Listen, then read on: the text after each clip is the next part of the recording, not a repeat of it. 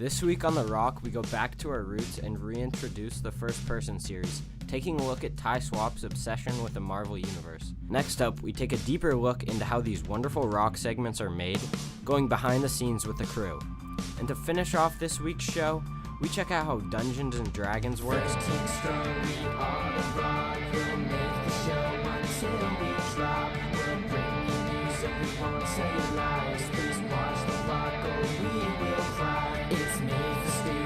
just like you, you're gonna wanna see what we do this week on The Rock. 3, 2, 1, we're live.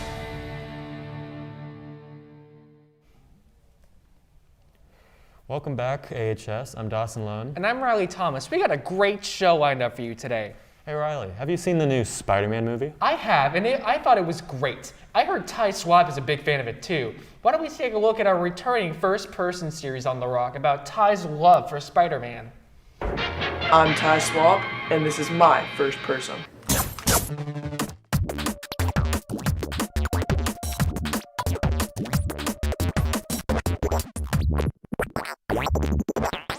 I began to like the MCU around like 2012 maybe, when the first Avengers movie came out. I went and watched that in the movie theater with my dad, and that was kind of fun. I've always liked Marvel, but that's when I got into the MCU. Spider-Man became my favorite character just because he's not like a god or anything like Superman, and he's a teenager. He's a very relatable character. I watch a lot of movies, I read a lot of comics. I've dedicated like half of my life just to Spider-Man, so it's a big time consumer.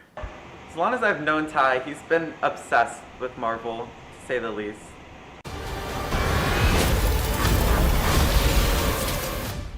My thoughts on the new movie, it might have been like the best experience of my life. At the movie, he was very fun to sit next to because he was very loud. He told me to shut up probably 4 times during the movie. He was like super excited in the build-up and was very vocal about being very excited about it. He was screaming a lot. In my opinion, Andrew Garfield is the best Spider-Man, just because his Spider-Man is the most comic accurate. The future of Marvel it's looking like it's going to be very interesting.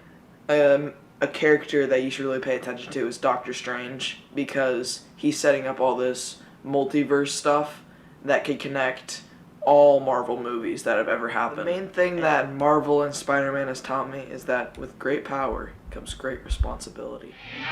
You'll find a Spider-Man. Wow, it's awesome to see such dedication to one superhero. I agree. Making these segments takes a lot of work, and it doesn't always go smoothly. Pre-production to post-production, it takes thousands of decisions to make these shows we all know and love. And now, Lita Asai and Kayla Strandenberg take us behind the scenes of the process, from pitch meeting to showtime. The work never stops. Let's take a look.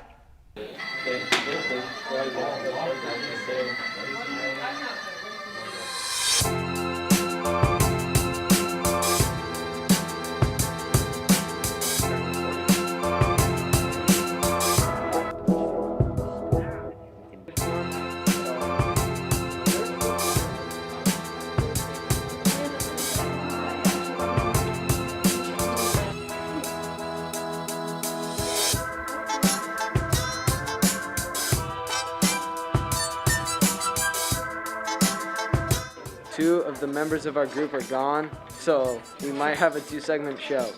So this might suck. I'm feeling pretty good about the show. I think we'll do okay.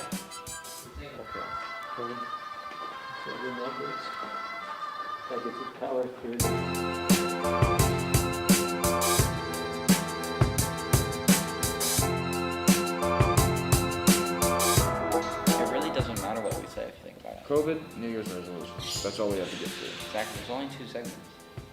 If you've had a family member that has passed away, If you've had a family member,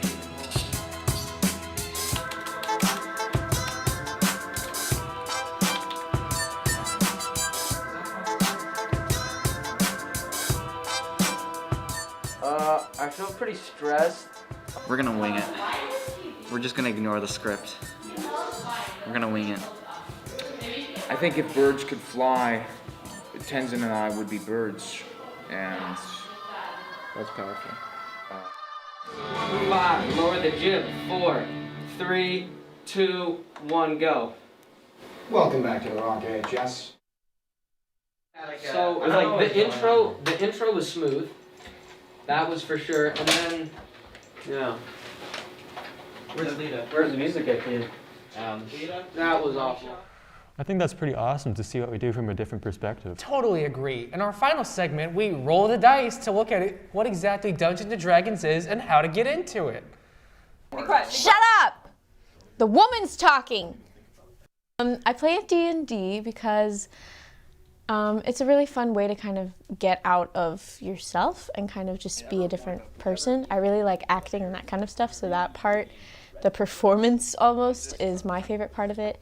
It's just a fun opportunity to get together with really eclectic people. I play Dungeons and Dragons because I get to enter another world, and sometimes another world after that, depending on how deep you get into the campaign. I love all the creative and fantasy aspects of it, but at the core, D&D is about hanging out with people that you like, doing something together. I like the snacks, and I like the cool drawings in the books. I'm much of a reader, so Okay, my favorite part of D&D, this is difficult because there's a lot of great parts to it, but it is the creative aspects of it. You can be like an elf or something and shoot fire out of your hands. You can make any character, and with that character, you can do literally anything you want. You can't shoot fire out of your hands in real life. I mean, within reason. But then again, the reason is also thrown out the window, so you can basically just do anything you want. But in Dungeons and Dragons, you can shoot almost anything out of your hands. For anybody who doesn't know anything about D&D or would be interested in trying it someday, I would just say don't be worried about being weird, because weird people are cool, and this is a fun thing to do. Just get into it. Just like try it out one time. Just try it out. It will seem pretty intimidating, but it's going to become a lot clearer and easier once you start playing. So I'm going to say just jump into it, hopefully with someone else who knows how to play, so not everyone's blind in this situation, but just jump in head first. You'll surface pretty quickly. Anyone can play D&D, and anyone can find a part of D&D that really appeals to them. Well, that wraps up our show for this week. Thanks for tuning into the Rock AHS. If you have any questions, comments, or concerns, be sure to email us at therock@asd103.org. We love your feedback. With that, I'm Riley Thomas. And I'm Dawson Lone. And from our rock to yours, have a great day, AHS.